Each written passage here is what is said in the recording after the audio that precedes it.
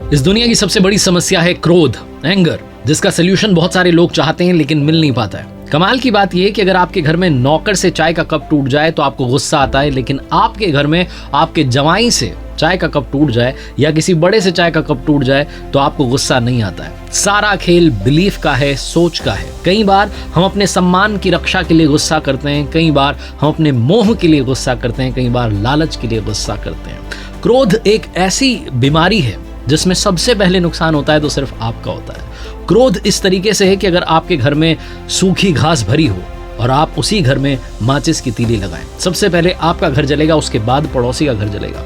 ये जो एंगर है इसको कैसे मैनेज किया जा सकता है, किस तरीके से इसको सही इस्तेमाल करके लाइफ में आगे बढ़ा जा सकता है, क्योंकि ये रहने तो वाला है।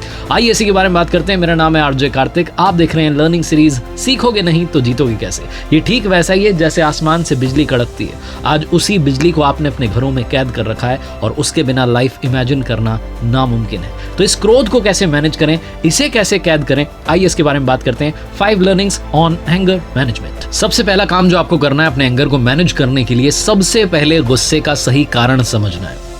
गुस्सा जो है दूध में आने वाले उबाल की तरह, अगर आपने सही समय पर गैस बंद कर दी तो दूध बचा रहता है, अगर नहीं की तो सारा का सारा दूध गायब हो जाता है। ठीक ऐसे ही आपको अपने गुस्से को संभालना है। सबसे पहले पता लगाना है कि गुस्सा आ क्यों रहा है, वो कौन से लोग हैं, कौन सी घटनाएं हैं जो आपके गुस्से को बार बार ट्रिगर करती है, आपको बार बार फ्रस्ट्रेट करती है और आप बार बार गुस्सा करते हैं। अगली बार जब आपको एक कारण मालूम चल जाएगा, सेंट लुइस यूनिवर्सिटी के असिस्टेंट प्रोफेसर हैं रॉबर्ट निकोलसन, वो कहते हैं कि अगर आपको गुस्से का सही कारण मालूम चल जाएगा तो अगली बार आपके पास में ज्यादा समय होगा रिएक्ट करने का। आपको मालूम होगा कि इस सिचुएशन में मुझे गुस्सा आ सकता है, आप पहले ही मेंटली प्रिपेयर्ड होंगे और शायद आपके गुस्से की इंटेंसिटी जितनी होती है उतनी इस बार ना हो। एक बहुत पुरानी कहावत है कि जिसने आंकना बंद कर दिया उसने बढ़ना बंद कर दिया। लाइफ में अगर आप एनालिसिस बंद कर देंगे तो ग्रोथ के चांसेस बिल्कुल खत्म हो जाएंगे। जहां आप हैं वहीं पर रुके रहेंगे, वैसी लाइफ चलती रहेगी। दूसरी जो बड़ी बात है वो है अपने गुस्से में जो रिएक्शन है आपका उसको एनालाइज करना, पता करना कि आप गुस्से में किस तरीके से रिएक्ट करते हैं, कौन कौन सी बातें बोलते चले जाते हैं जो आपको नहीं बोलनी चाहिए। आपको बाद में रियलाइज जरूर होगा कि मुझसे वहां गलती हुई, शायद मैं उस बात को नहीं बोलता तो बात बन सकती थी, वो बात बोलने की जरूरत नहीं थी।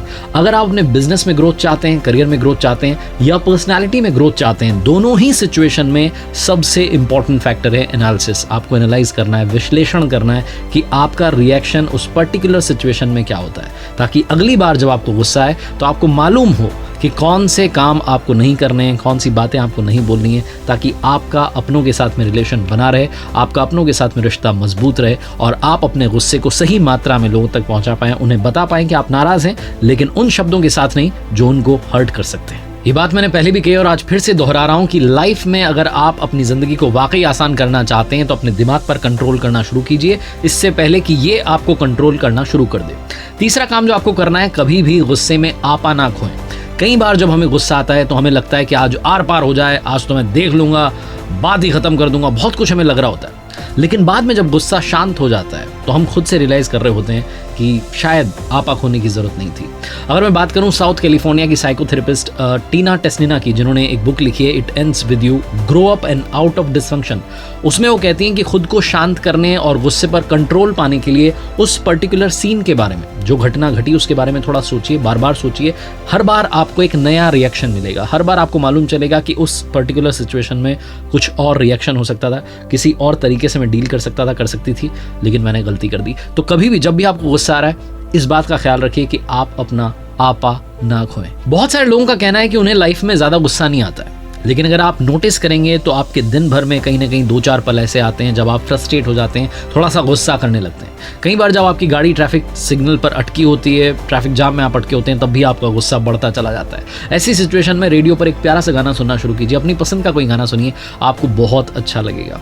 एक काम जो आप कर सकते हैं, नंबर 4 पॉइंट यही है कि आप टहलने के लिए निकल जाइए। कभी ऐसी सिचुएशन में घर में कोई तनाव की बात हो गई, कोई स्ट्रेस वाली बात हो गई, बाहर निकल जाइए, 5, 10, 15 मिनट घूम के आइए, अकेले समय बिताइए। आई एम श्योर जब आप वापस आएंगे तो एक बदले हुए रूप में होंगे, आपके मन में एक शांति होगी जो उस सिचुएशन का बहुत बेहतर सोल्यूशन दे सकती है। लेकिन हम क्या करते हैं, हम वहीं रुके रहते हैं, जवाब देने की कोशिश करते हैं, आपा खो देते हैं और सिचुएशन जितनी खराब हो सकती है उसे उतनी खराब करते चले जाते हैं। तो लाइफ में अगर कभी ऐसा हो रहा है तो एक काम कीजिए, गुस्से वाली सिचुएशन को अवॉइड कीजिए, वहाँ से हट जाइए, घूमने के लिए जाइए, छत पर निकल जाइए, बालकनी में पहुँच जाइए, लेकिन अकेले समय बिताइए, आपको बहुत ज़्यादा फ़ायदा देगा। और आखिरी सबसे इंपॉर्टेंट पॉइंट है, सेल्फ कंट्रोल सीखिए। खुद पर नियंत्रण करना शुरू कीजिए, सीखना शुरू कीजिए। अगर आपको बहुत ज़्यादा गुस्सा आता है, आपको लग रहा है कि इन दिनों ज़्यादा ही फ्रस्ट्रेट हो रहे हैं आप, बात में आपको गुस्सा आने लगा है, आपका खुद पर कंट्रोल नहीं रहा है, तो अपने माइंड में एक बड़े से बोर्ड पर लिखिए स्टॉप। ऐसा बोर्ड सोचिए, इमेजिन कीजिए, उस पर लिख लीजिए स्टॉप। वो भी नहीं कर सकते तो और आसान तरीका है, अपने हाथ में रबर बैंड पहन सकते हैं जिस पर स्टॉप लिखा हो। वो भी नहीं कर सकते तो अपने मोबाइल में वॉलपेपर लगा सकते हैं, उस पर लिख सकते हैं स्टॉप वाला जो वॉलपेपर है वो लगा सकते हैं, ताकि आपको बार बार रिमाइंड होता रहे कि गुस्से की लिमिट पार नहीं करनी। क्योंकि लाइफ में सबसे बेहतर सोल्यूशन हमारे पास ही होता है। हम दुनिया के पास जा रहे होते हैं पूछने के लिए कि मुझे बहुत गुस्सा आता है, क्या करूं। आप खुद पर नियंत्रण करना सीख सकते हैं, सेल्फ कंट्रोल करना सीख सकते हैं। उसके लिए बहुत आसान तरीके हैं। वॉक पर जाइए, मोबाइल से थोड़ी दूरी बनाइए, मेडिटेशन कीजिए, अगर ज़्यादा ही गुस्सा आ रहा है तो उल्टी गिनती गिनना शुरू कीजिए। ये सारे वो काम हैं जो आपकी लाइफ को आसान बनाएंगे, आपको सिखाएंगे कि एंगर मैनेजमेंट कैसे किया जाता है। और जाते जाते फिर से रिमाइंड कराना चाहता हूं कि गुस्सा उस आसमान से गिरने वाली, कड़कने वाली बिजली की तरह है जिससे हमें डर लगता है, लेकिन अगर हम उसे सही रूप में कैद कर पाएं तो उससे ही हमारी लाइफ आसान हो जाती है। गुस्से का सही इस्तेमाल, उस अग्रेशन का सही इस्तेमाल करना आप विराट कोहली से सीख सकते हैं, जो बहुत अग्रेसिव रहते हैं लेकिन उस अग्रेशन का इस्तेमाल अपने खेल में करते हैं, अपने खेल को बेहतर करने में, निखारने में अपना समय लगाते हैं। कोशिश कीजिए अपने मन को शांत करने की, कोशिश कीजिए अपनी लाइफ को सुकून से भरने की। उसके लिए जो स्टेप मैंने बताया, अगर आप उनमें से कोई भी एक फॉलो करते हैं तब भी आपकी लाइफ आसान हो जाएगी। आपका गुस्सा कंट्रोल में रहे, इसी दुआ के साथ, इसी कामना के साथ, एक बार फिर से वही बात जो अक्सर कहता हूं, ऊपर वाले के आशीर्वाद के साथ, अपनों के प्यार के साथ और अपनी सच्ची मेहनत के साथ कर दिखाओ कुछ ऐसा कि दुनिया करना चाहे आपके जैसा।